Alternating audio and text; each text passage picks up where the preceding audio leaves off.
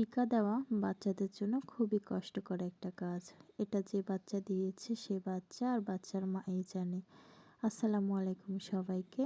আজকে আমার ছোট ছেলেকে টিকা দিতে নিয়ে গিয়েছিলাম আমাদের বাগাতিপাড়া স্বাস্থ্য কমপ্লেক্সে। আজকে আমার ছেলের দ্বিতীয় ডোজ টিকা ছিল। এই তো গিয়ে দেখি আরেকটা বাবুকে টিকা দিয়ে দিচ্ছে নার্স। বাবুটা অনেক কান্নাকাটি করছিল। তারপর আসলো আমার বাবুর পালা। প্রথমে বাবুকে পোলিও খাওয়াই দিচ্ছিল। এরপরে 2 পায়ে টিকা দিয়ে দিবে।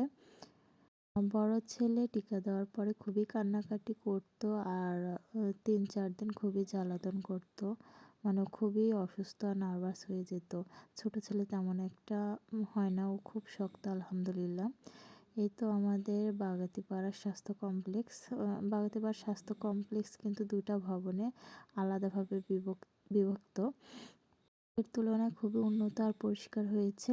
আর এগুলা হচ্ছে আমাদের উপজেলা ভিত্তিক সরকারি বিভিন্ন কার্যালয়। একটা হচ্ছে টিওনো অফিস, ভূমি অফিস, তারপরে আরও অনেকগুলো সেক্টর আছে এখানে। পুরোটা জায়গা অনেক সুন্দর, পরিষ্কার পরিচ্ছন্ন।